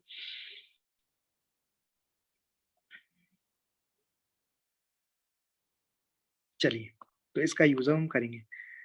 तो देखो यहाँ क्या हुआ है कि आदमी चलते हुए, यहाँ से चलना स्टार्ट किया आदमी ने, और आदमी चलते हुए आदमी आगे आ गया है, बी पॉइंट पर आ गया है, ठीक। तो जब आदमी ए से बी पर आता है तो उस केस में ये तो मैं पता है कि प्लांक भी चलेगा, मैं सीख गए। तो मान लो कि प्लांक कितना मूव कर गया, इसको मैं रुको, देखो कुछ ऐसी स्थिति हो गई, पहले प्लांक ऐसे था, आदमी यहाँ था, लेकिन जैसे जैसे आदमी यहाँ, अच्छा दोनों का कंबाइंड सेंटर ऑफ मास कहाँ है? मान लेते हैं इनिशियल स्थिति में दोनों का कंबाइंड सेंटर ऑफ मास यहाँ था। भाई अकेले प्लांक का सेंटर ऑफ मास कहाँ होगा? बीचों बीच में, क्योंकि यूनिफॉर्म प्लांक है, और आदमी का सेंटर ऑफ मास तो उसी जगह पे होगा, तो इन दोनों का कंबाइंड कहीं यहाँ पे हम मान लेते हैं। अब क्या हुआ कि आदमी चलते चलते बी पे पहुंच गया, जैसे यहाँ पे देखो बी पे आ गया, लेकिन एक बात हमें पता है कि सेंटर ऑफ मास तो कहीं पे मूव किया ही नहीं, सेंटर ऑफ मास तो अपनी जगह पे ही है ना। तो क्या हुआ कि देखो प्लांक को इधर मूव करना पड़ा, तो प्लांक इधर कितना मूव कर गया? देखो, प्लांक पहले यहाँ था, तो मान लो यहाँ से प्लांक कितना मूव कर गया? ये एक्स मूव कर गया प्लांक, ठीक है। तो देखो आदमी कितना मूव किया? क्या आदमी एल मूव किया? क्या नहीं, आदमी तो देखो यहाँ से लेके यहाँ तक मूव किया बस, आदमी तो इतना ही मूव किया ना ग्राउंड के रिस्पेक्ट में। देखो ग्राउंड से देख रहे हो आप, अगर आप प्लांक से देखोगे तो बिल्कुल आपको यही लगेगा कि आदमी कितना पीछे चला, एल पीछे चला, लेकिन तो डायग्राम से एकदम स्पष्ट हो रहा है कि सेंटर ऑफ मास अपनी जगह से नहीं हिला, सेंटर ऑफ मास अपनी जगह पे है, प्लांक अपनी जगह से एक्स आगे आ गया, और आदमी कितना पीछे गया? जब आदमी ए से बी पे गया तो आदमी एक्चुअल में एल नहीं चला, एल से थोड़ा सा कम चला है। देखो यहाँ पे दिख रहा है क्या डिस्टेंस एल है? क्या नहीं, ये तो कितनी है? एल माइनस एक्स है डिस्टेंस, बोलो क्या डिस्टेंस एल है? क्या या देखो टोटल एल है, ये एक्स है, तो ये कितनी हो गई? एल माइनस एक्स हो गई ना यार। Yes sir. चलिए, तो कैसे करें अब इसको सॉल्व? तो इसका फॉर्मूला भी मैंने आपको दिखाया फिर से, तो वही वाला यूज करेंगे फॉर्मूला भी। क्या था formula? M total into delta X of centre of mass बराबर m1 delta x1 plus m2 delta x2। इस तरीके से ये वाला फॉर्मूला हम यूज करेंगे। तो यहाँ पे डेल्टा एक्स सेंटर ऑफ मास तो कितना हो गया? 0, तो ये बन गया 0। वो जरूरी नहीं 0 होता, लेकिन हम निकाल चुके हैं, समझ चुके हैं, हाँ भाई delta x centre of mass 0 ऐसा दिया नहीं था हमें, हमने खुद की समझ से ऐसा फाइंड किया। m1 delta x1 plus m2 delta x2 ये रखना है हमें। तो यहाँ पे दो मास कौन कौन से हैं? आदमी और प्लांक। तो पहले आदमी का मान लेते हैं, तो मासेस ले लेते हैं हम। प्लांक का मास m1 रख लेते हैं, प्लांक का मास है m1 और आदमी का मास है m2, ठीक। तो देखो तो सबसे पहले प्लांक के लिए m1 इंटू डेल्टा x1। तो बताओ प्लांक कितना चल गया, x चल गया प्लांक, किस डायरेक्शन में, पॉजिटिव डायरेक्शन में चल गया x सॉरी। तो क्या लिखेंगे m1 into x, delta x1 का मतलब क्या है, displacement of the mass 1 plus m2 into delta x2। Delta x2 का मतलब है आदमी कितना चला, तो आदमी कितना चला भाई, आदमी इस डायरेक्शन में चला है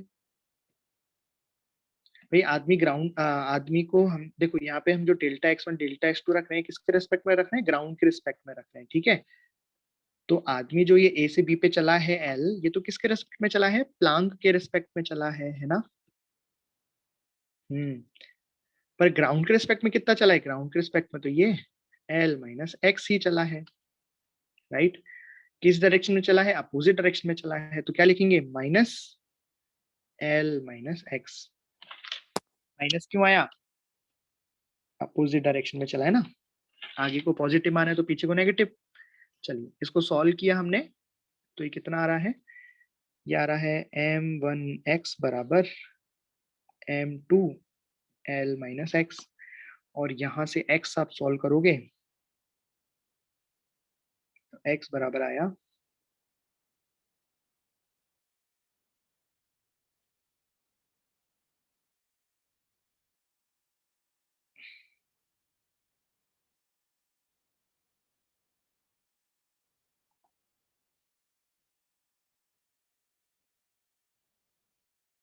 समझ आया, बताओ समझ आया। तो प्लांक आगे चला इसलिए पॉजिटिव एक्स डाला, आदमी पीछे चला, कितना चला एल माइनस एक्स, तो नेगेटिव में एल माइनस एक्स कर दिया, ठीक। यानी कि जो एक्स निकला ये किसका निकला है, हमने एक्स किसका बनाया, प्लांक का। तो प्लांक कितना चला है, इतना चला है, ठीक है। फॉर्मूला याद करने की कोई जरूरत नहीं है, आप सॉल्व कर सकते हैं इसको। तो आंसर आ गया कि डिस्प्लेसमेंट ऑफ द प्लांक। अच्छा एक और आपसे चीज पूछिए, find the displacement of the man. X of man कितना आ गया, एल माइनस एक्स। तो एल माइनस मैन का डिस्प्लेसमेंट कितना हुआ है, L minus x of Planck. तो ये आ गया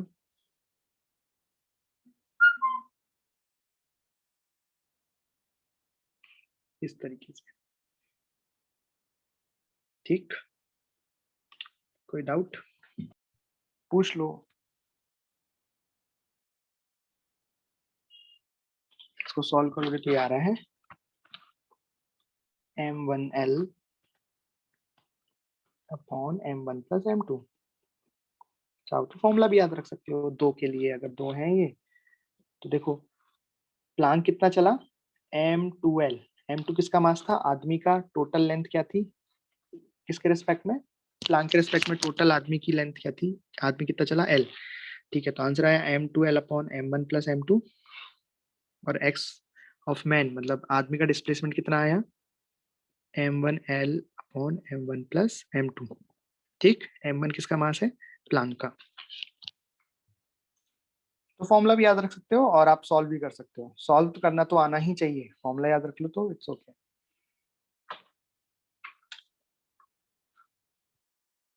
ठीक है, तो ये हो गया आपका सेकंड क्वेश्चन का आंसर, डिस्प्लेसमेंट ऑफ मैन। और ये हो गया डिस्प्लेसमेंट ऑफ प्लांक। इस तरीके से वाई डायरेक्शन में फोर्स 0 हो गया। एफबीडी बनाओ, नीचे क्या लगा ये, ऊपर क्या लगा नॉर्मल, तो नेट कितना आ गया 0। प्लांक फ्रिक्शन की वजह से चल रहा है, जब आदमी आगे चलेगा चलने के लिए फ्रिक्शन की जरूरत होती है। तो आदमी कैसे चला आगे, फ्रिक्शन की वजह से, उसी वजह से प्लांक चला पीछे। अगर आदमी पे फ्रिक्शन आगे लगेगा तो प्लांक पे पीछे लगेगा।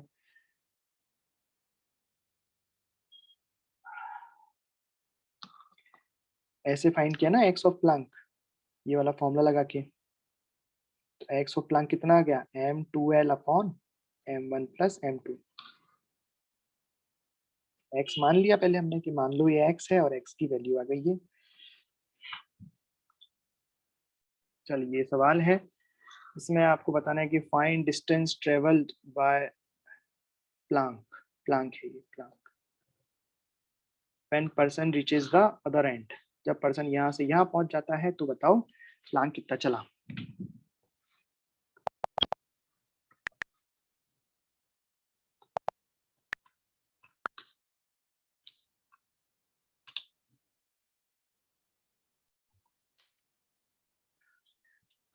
तो सबसे पहले हम देखेंगे कि इसमें हम क्या कर सकते हैं। पहले देखेंगे कि क्या इसमें सेंटर ऑफ मास का डिस्प्लेसमेंट हो रहा है क्या। तो देखने में पता लगा कि सेंटर ऑफ मास का डिस्प्लेसमेंट तो नहीं हो रहा। क्यों क्यों नहीं हो रहा? क्योंकि नीचे सरफेस स्मूथ है। अगर दोनों को कंबाइंड सिस्टम हम मान लेंगे तो वही पुराना वाला केस ही है होने को तो, पर फिर भी हम पूरा समझेंगे। तो अगर कंबाइंड सिस्टम हम मान लेंगे तो delta x centre of mass zero, क्योंकि फोर्स जीरो और initial velocity zero, initially at rest, all the system at rest, ऐसे दे रखा है आपको, ठीक। तो सेंटर ऑफ मास तो नहीं चला, तो इसमें हम कौन सा फॉर्मूला यूज करेंगे? हम इसमें यूज करेंगे कि delta x centre of mass बराबर M total delta x C O M बराबर m1 delta x1 plus m2 delta x2। इस तरीके से दो हैं इसमें, मास और प्लांक। अब क्या करें कि भाई जब आदमी इसमें यहां से यहां पहुंच गया होगा तो प्लांक कुछ पीछे चला होगा, क्योंकि सेंटर ऑफ मास को वहीं रहना है ना। तो प्लांक को कुछ पीछे चलना पड़ा होगा। तो भी ये सिचुएशन है। तो सेंटर ऑफ मास तो अपनी जगह पे ही रहा, सेंटर ऑफ मास कहीं पे भी डिस्टर्ब नहीं हुआ। क्यों नहीं हुआ उसका रीजन मैंने आपको बता दिया, इसलिए नहीं हुआ। सेंटर ऑफ मास तो यहाँ से यहीं पे है। अब आदमी आगे चल गया है और प्लांक पीछे चल गया है। प्लांक पीछे कितना चल गया है? मान लो x, इस तरीके से। तो आदमी कितना चल गया है? देखो, आदमी पहले यहाँ था, यहाँ पहुंच गया है आदमी, मतलब आदमी इतना चला है, इतना कुछ। तो कितना आ गई ये length? X L minus X आ गई वापस से, है ना। चलिए अब सॉल्व कर दें, कॉन्सेप्ट आपको पता है ही। आप चाहे तो सीधा फॉर्मूला लगा दें, सीधा लगा दें फॉर्मूला। चलो सीधा लगा देते हैं। तो एक्स ऑफ प्लांक बराबर कितना आ गया?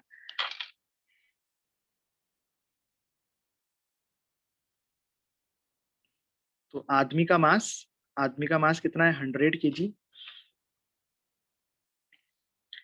इंटू टोटल लेंथ कितनी है? 10 metre, divided by m1 plus m2 यानी कि 100 प्लस 50। ये आंसर आ गया।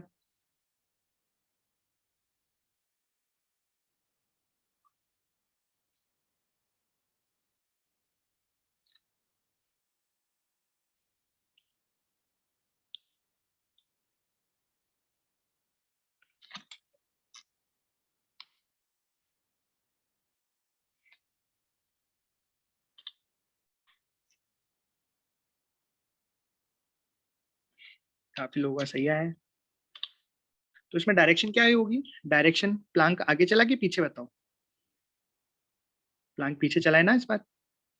प्लांक के चलने की दिशा पीछे, देख के पता लग रहा है। अगर आदमी आगे जा रहा है तो प्लांक पीछे जाएगा। किसी को दिक्कत है कोई इसमें? और आदमी कितना चला है?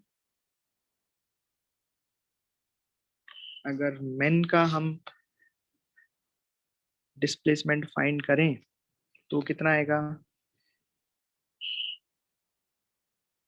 ठीक, ये जो एक्स हमने माना है ये प्लांक का डिस्प्लेसमेंट।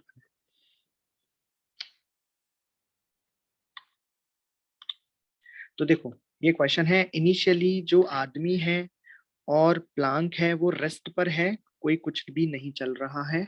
इनिशियली सब कुछ रेस्ट पे है। अब क्या होता है कि person starts running with speed u। आदमी अचानक से इस पर भागना स्टार्ट कर देता है u वेलोसिटी से। जो u वेलोसिटी किसके रिस्पेक्ट में है?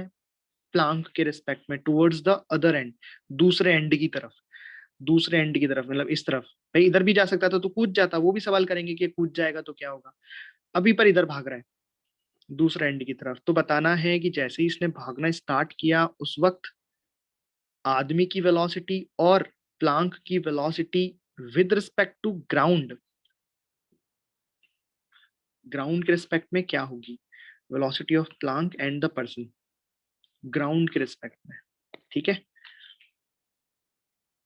तो देखो कैसे करेंगे, समझना ध्यान से। मैंने आपको आज एक बात सिखाई थी कि अगर ये वाली बात कि if external force F external on the system is 0, then acceleration of COM is 0, So velocity of center of mass will be constant.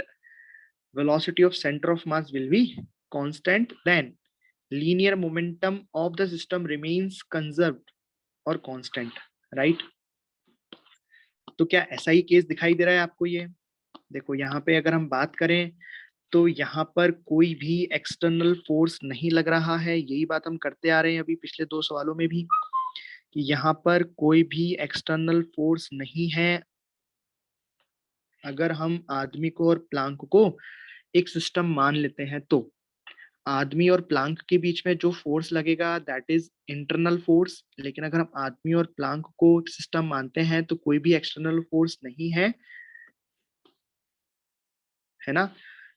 यानी कि यहाँ पे हम मोमेंटम कंजर्वेशन लगा सकते हैं, राइट? मोमेंटम कंजर्वेशन लगा सकते हैं। Momentum will be constant. तो मैं यहाँ कह सकता हूं कि momentum of the system will be constant. मतलब जो आदमी के भागने के पहले होगा वही आदमी के भागने के बाद भी होगा। जैसे पुराने वाले सवाल में जैसे सेंटर ऑफ मास हम जीरो कर रहे थे ना, इसका डेरिवेशन कैसे किया? Displacement of centre of mass is equal to zero. वैसे ही यहाँ पे मैं कह सकता हूँ ये दो अलग अलग ऑब्जेक्ट हैं, ये भागना स्टार्ट कर दिया, इसके पास वेलोसिटी कितनी आएगी? देखो एफ एक्सटर्नल जीरो है ना? और यहाँ पे तो मैं कह सकता हूँ कि सेंटर ऑफ मास की वेलोसिटी भी जीरो है, इनिशियली एट रेस्ट है ना? बताओ, इनिशियली एट रेस्ट है तो एफ एक्सटर्नल जीरो हो गया, वेलोसिटी ऑफ सेंटर ऑफ मास भी क्या हो गया? जीरो।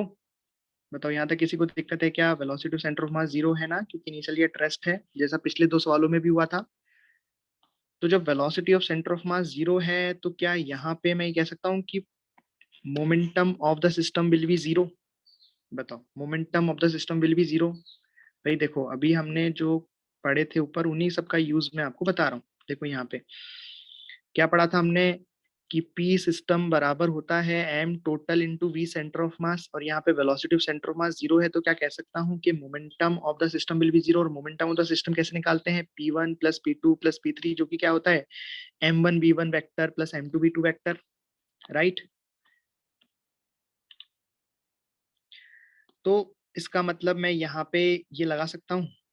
देखो यहाँ पे क्या आ गया? सिस्टम का मोमेंटम जीरो, जिसको मैं लिख सकता हूँ M1 V1 vector plus M2 V2 vector.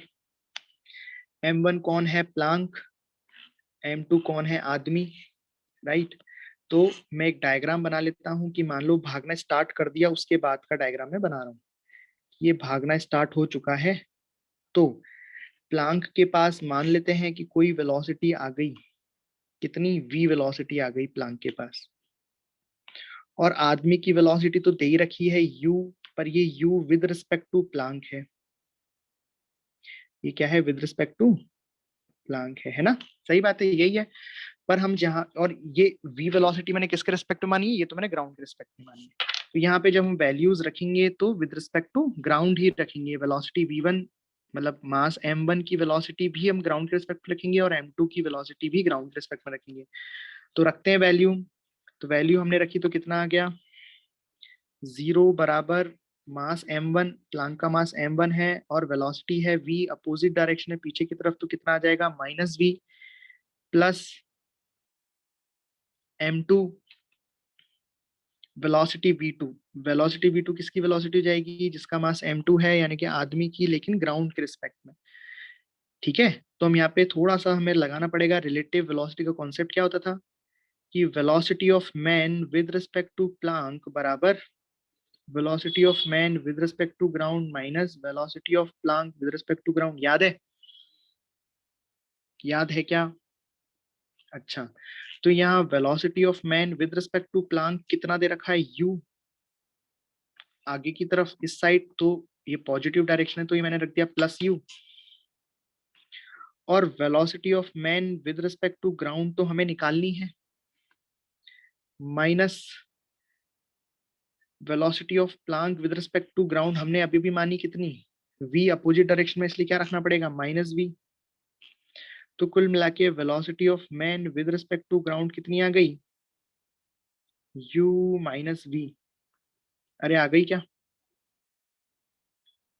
तो इसको मैं यहाँ रख दूंगा, velocity of man with respect to ground, यही तो है। अच्छा यहाँ पे भी चलो वैल्यू अगले उसमें रखता हूँ, अगली स्टेप में। ये क्या हो जाएगा? v1 का मतलब velocity of plank with respect to ground.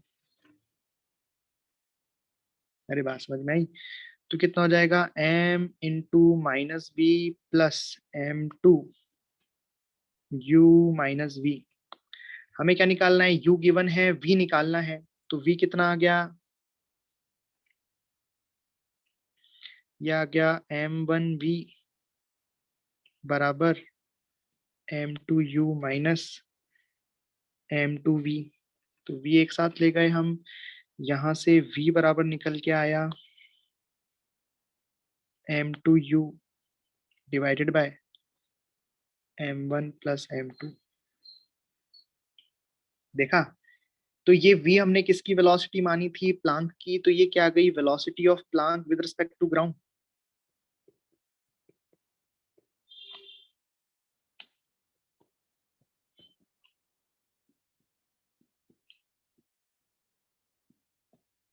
ये आ गई velocity of plank with respect to ground. अब हमें निकालना है velocity of man with respect to ground. तो ये रही velocity of man with respect to ground. कितना है? u minus V. तो हम उसको यहां से लिख सकते हैं कि velocity of man with respect to ground बराबर है u माइनस वी। u कितना है? u तो u है, और v कितना है? m2u upon m1 plus m2, right? ये आ जाएगी velocity of man with respect to ground.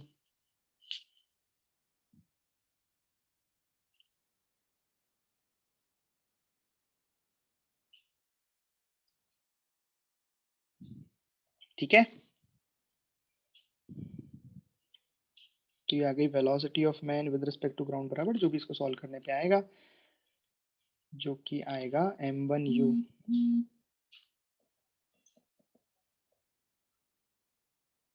ये हुई वेलोसिटी ऑफ मैन।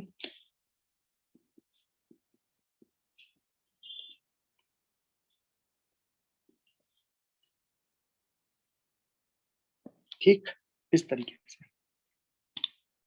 तो देखिए ये क्वेश्चन है, if the boy jumps horizontally with speed u with respect to cart, then find just after jump. क्या क्या फाइंड करना है? Speed of cart, speed of boy, work done by the boy in this jumping. और ये दे रखा है initially boy and cart are in rest. Initially सब कुछ रेस्ट में है, फिर ये कूद गया इस तरीके से। तो कूदने के जस्ट बाद कार्ट की वेलोसिटी क्या होगी, इस मैन की बॉय की वेलोसिटी क्या होगी, और इसने वर्क डन कितना किया। करो।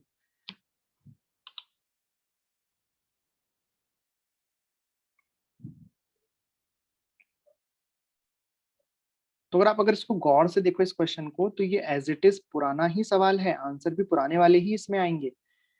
इसमें आदमी ने जस्ट भागना स्टार्ट किया था यू वेलोसिटी से with respect to Planck.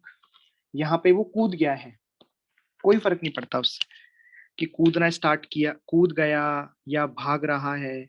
Same answer यहाँ पे भी आएंगे जो पिछले क्वेश्चन में आए थे। आई बात समझ में? जैसे पिछले क्वेश्चन में प्लांक की वेलोसिटी क्या आई थी? m2u upon m1 plus m2। वो यहीं पे, यहाँ पे भी वही आएगी। और जो मैन की या बॉय की वेलोसिटी आई थी विद रिस्पेक्ट टू ग्राउंड, वो यहाँ पे भी वही आएगी। देखो आप करोगे तो कैसे करोगे? ऐसे तो करोगे कैसे कि इनिशियली रेस्ट पे है, तो velocity of centre of mass is equal to 0, force इसमें कोई लग नहीं रहा है, F net is equal to 0, है ना? ये दोनों बात हो गई। इसका मतलब बोले कि सिस्टम का लीनियर मोमेंटम 0 आएगा। आप लिखोगे m1v1 vector plus m2v2 vector, ऐसे लिखोगे। फिर आप कूदने के बाद का डायग्राम बनाओगे कि मान लो ये जो कार्ट है वो पीछे v वेलोसिटी से चलने लग गई, आदमी की वेलोसिटी आगे दी है u with respect to cart, तो आप इसकी विद रिस्पेक्ट टू ग्राउंड निकालोगे। फिर आप यहाँ रखोगे m1 minus V plus m2 u minus V. फिर सॉल्व करोगे आप यहाँ से v, तो कितना आ जाएगा? m2u upon m1 plus m2। Same चल रहा है ना? बोलो, मतलब यहां से मैं डायरेक्टली लिख दूं तो इससे कोई फर्क नहीं पड़ता, वो सवाल की लैंग्वेज होती है जो चेंज कर दी कि भागना स्टार्ट किया या कूद गया, आएगा सब कुछ सेम ही।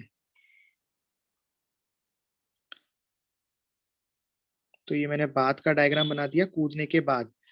तो कूदने के बाद इसकी वेलोसिटी पीछे की साइड v, और आदमी तो दे ही रखा है कि कूदा है u से, पर ये u जो है वो विद रिस्पेक्ट टू कार्ट है।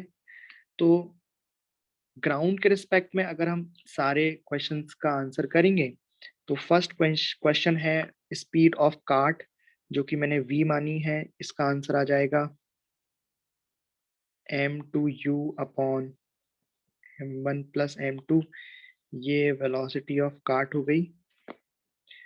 दूसरा आंसर है वेलोसिटी ऑफ बॉय, वो आएगा u माइनस वी, जो कि आएगा m1 into you upon m1 plus m2। ठीक है,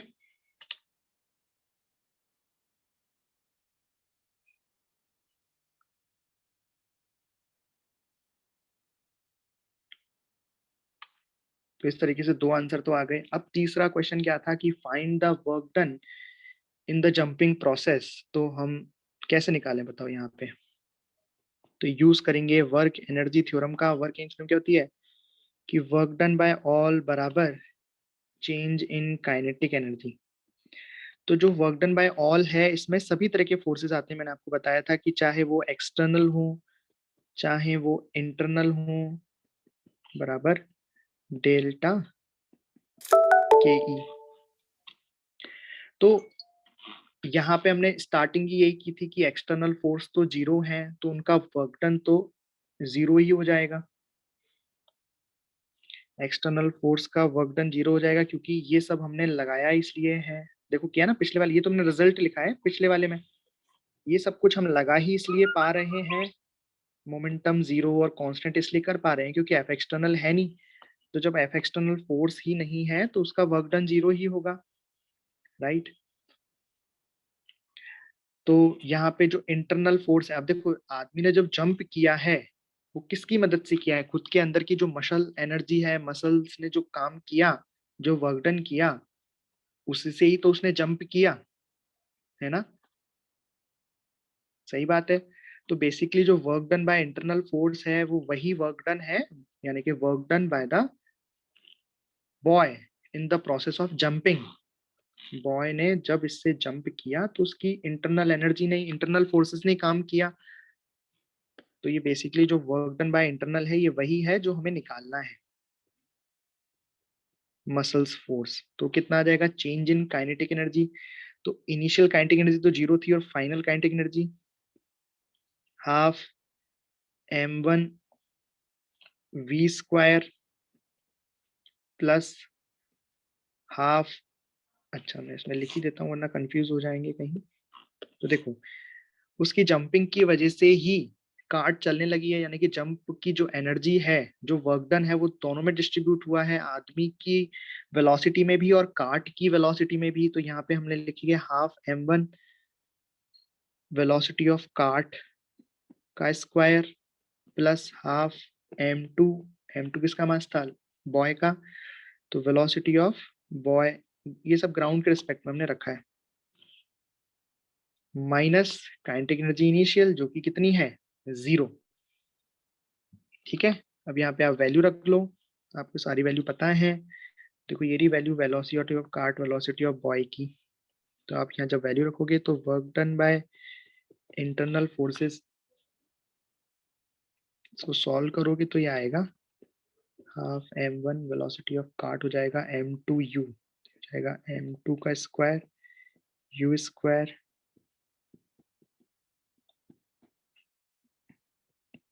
मैं कुछ नहीं कर रहा हूँ बस वैल्यू डाल के सॉल्व कर रहा हूँ।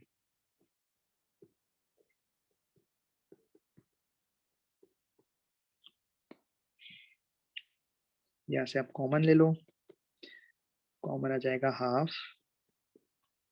m1 m2,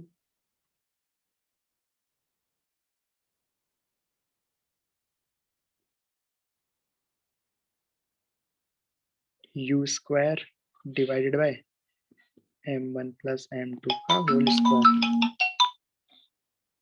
और ऊपर क्या बचा,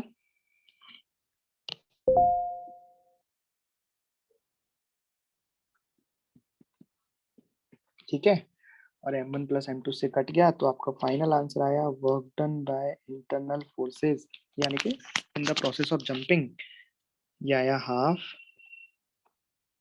m1 m2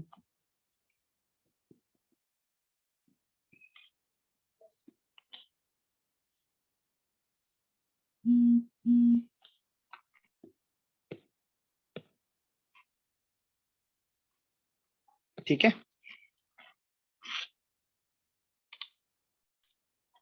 चलिए, तो एक क्वेश्चन है कि एक बॉम्ब है, इनिशियली रेस्ट पे है, इस तरीके से ग्राउंड पे रखा हुआ है, और 2 किलो का बॉम्ब है ये, फिर ये फट जाता है, तो इसके 2 टुकड़े हो जाते हैं जो हमें दिए हुए हैं, 1.5 kg and 0.5 kg। Smaller part के टुकड़े के बारे में जानकारी दी है कि उसकी वेलोसिटी है 50 मीटर पर second in the forward direction. तो बताना है कि बड़े जो पार्ट है उसकी वेलोसिटी क्या होगी और किधर होगी, and energy produced during blast, energy बतानी है, ब्लास्ट में कितनी एनर्जी पैदा हुई, करिए।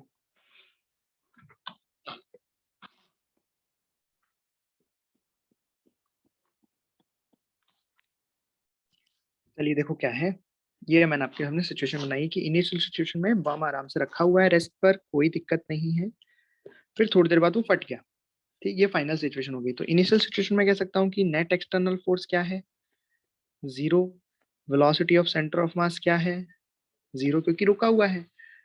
तो मैं कह सकता हूँ कि मोमेंटम, इनिशियल जो सिस्टम है, momentum of the system is also 0, क्योंकि velocity of centre of mass is 0, right. तो मैं लिख सकता हूँ 0 बराबर मोमेंटम कितना हो जाएगा, m1 v1 vector plus m2 v2 vector. फिर आपको दे रखा है कि बम फटा, बम के 2 टुकड़े हुए, जो छोटा वाला है वो आगे की तरफ 50 मीटर पर सेकेंड से जाएगा, तो पीछे वाला कितने से जाएगा, तो पीछे वाले के बारे में कुछ नहीं पता, हमने रैंडम इसकी वेलोसिटी मान ली कहीं ऐसे, v2 मान लेते हैं, ठीक। अब वैल्यू रखते हैं,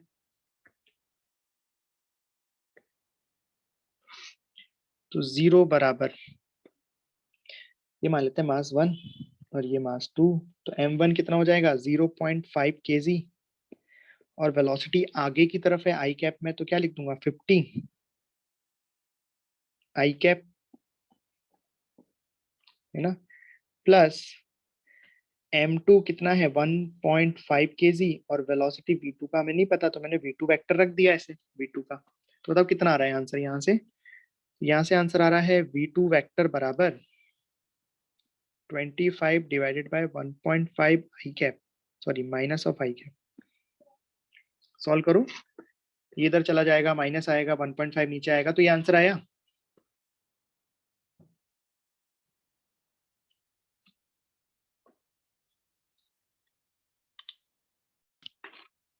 मतलब ये v2 वेक्टर आया -50 डिवाइडेड बाय 3 आई कैप। तो देखो मैंने जानबूझ के उसको वेक्टर में सॉल्व किया, मैं आपको बताना चाहता था कि देखो ऑब्वियस है, अगर एक टुकड़ा आगे गया है तो दूसरे टुकड़े को बैलेंस करने के लिए पीछे आना पड़ेगा, क्योंकि देखो नेट मोमेंटम कितना है 0, तो अगर एक टुकड़ा आगे गया है तो दूसरे को पीछे आना पड़ेगा, तभी तो दोनों का सम होके 0 आएगा, net momentum, momentum of the system, है ना। तो माइनस ऑटोमेटिक माइनस आई कैप आ गया, माइनस आई कैप मतलब अपोजिट डायरेक्शन में।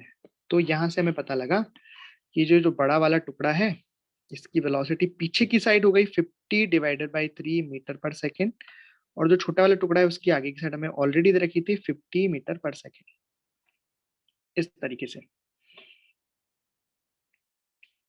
एक और क्वेश्चन क्या है, एनर्जी प्रोड्यूस्ड ड्यूरिंग ब्लास्ट, बताओ क्या करें।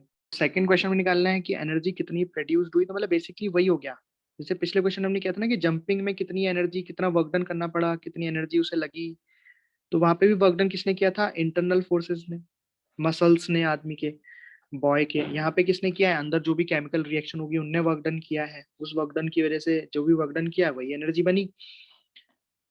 तो यहाँ पे हम क्या लिख देंगे, work done by internal forces बराबर चेंज इन काइनेटिक एनर्जी। तो यहाँ पे work done by internal forces is equal to आ जाएगा काइनेटिक एनर्जी में चेंज डेल्टा के ई। तो इनिशियल काइनेटिक एनर्जी तो 0 थी, तो मैं लिखता हूँ energy produced in the bomb